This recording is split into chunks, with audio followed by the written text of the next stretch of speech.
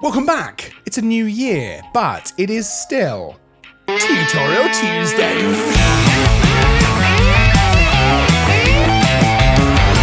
Welcome back to Tutorial Tuesday, where each and every Tuesday, we bring you a brand new, fresh photography tutorial. 2024 is no different, and we're kicking off the year with a reasonably small tip. But it's something that I use quite a lot, specifically for landscape photography. And it's something that I really started using more and more in 2023. And you know what? Let's do a Tutorial Tuesday about it. So we're going to talk about exposure bracketing, but not probably in the way that you might think. Now, if you're not familiar with exposure bracketing, it can be a really useful technique. Essentially, it means you're taking multiple photographs of the same thing, but at different exposure levels. This can be really useful for landscape photos in particular, because it tends not to change, the scene won't change, but it can really help if you have a very high contrast scene, so very bright highlights, very dark shadows. That's because sometimes it can be difficult to get the right exposure in a situation like that, and if you take, let's say, 3 photos, one underexposed, better for the highlights, one at what you would consider to be, I guess, the correct exposure, and then one a little overexposed, better for the shadows. You can then mix those together in your photo editing software of choice, let's say Lightroom, which actually has a dedicated mode for doing that, or Photoshop, or anything like that, and create the correct exposure across those dark shadows, those bright highlights, and of course everything else as well. However, the reason maybe it's not as necessary all the time these days is that for the most part, shooting in RAW on most cameras is going to give you more than enough data to be able to pull information back from the shadows and from the highlights. Yes, it's true that exposure bracketing can result in a cleaner end photo, but you also can end up with a little bit of an HDR look to things, which you kind of know as soon as you see it. And like I say, it's not always that necessary when, for the most part, in most situations, you can often get the same result by just shooting in RAW. However, I do still use it, and I've been using it more and more for landscape, for cityscape, and of course, for the high contrast situations that we're talking about. But the reason I do that is a little bit different. Once I get the photos back onto my computer, I load them into Lightroom and I start going through which photos I want to edit, which photos I don't, and I actually kind of select the photos I'm going to keep. That's where this practice comes in really useful. What I'll have, and let's say that I do 3 photos, underexposed, normal exposure, overexposed, is a situation where I will look at the photo in 3 different ways. And I've found that often I will actually use my base photo as, for example, the underexposed image, or in some very specific examples, even the overexposed image, which can give a really different look to that landscape photo. The underexposed image will often add a bit more drama, maybe tell a bit more of a story. Let's say it's a bit of a storm. Let's say there's dark clouds going on, and I've taken multiple photos at different exposures.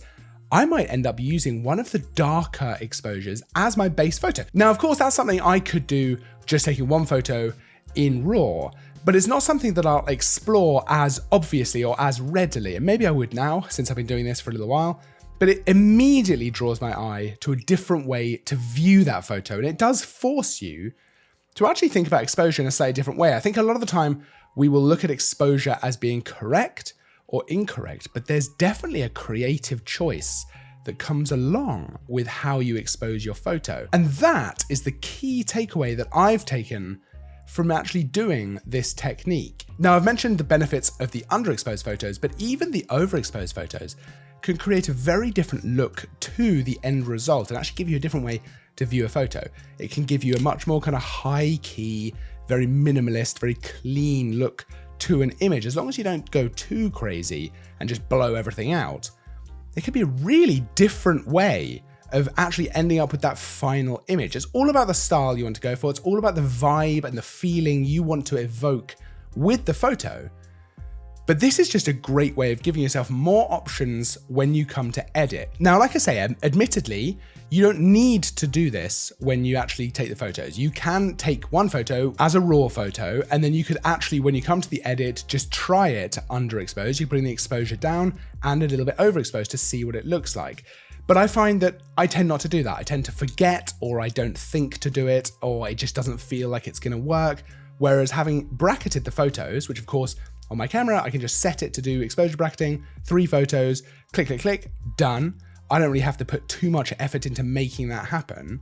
I then see the photo differently when I get back without having to consciously go in and make those changes to see if I like the exposure a little bit under or a little bit over. This has fundamentally changed the way I edit and I approach the final version of a lot of my landscape photos, where I have gone for a darker, grittier, moodier feel to things, or a lighter, more minimalist, cleaner, high-key look to my images. It can also inform whether I might want to try black and white, which can look really good in certain situations. And it's just a different way of viewing your photos. And that really is the entire tip. It's a pretty short one, it's a pretty concise one to start the year, but it's something that has actually made a big difference to the way I take landscape photos. And I'm pretty happy with the process, to be honest with you. It doesn't really eat into my time, my creativity, but it just allows me to view things differently when it comes towards that end part, actually editing the photos, actually getting everything together, and give me some different options. And I'm all for trying to approach things slightly differently, trying to learn, trying to grow, just become a better photographer, and I think this is helping. This is making that happen. Is this something that you've tried? I'd love to know if you have any additional tips for this kind of technique, or alternatively, is this something that you might try for 2024? I'd love to hear if that's the case, because it's always super interesting. Of course, we've got a whole year now of Tutorial Tuesdays to plan, to shoot, to do, which I'm very excited about. If there's anything particular you'd like to see in a Tutorial Tuesday for 2024, let me know down in the comments, because I'd love to make the ones you want to see, whether it's editing, whether it's practical stuff, maybe we'll go out and about. We've done a reasonably quick one today, but they're not always going to be quick. Sometimes they're going to be meaty, and I'm very excited about it. Don't forget to like and subscribe if you enjoy the video, because there's new stuff every week. I will see you in the next video, but until then, as always, thanks for watching.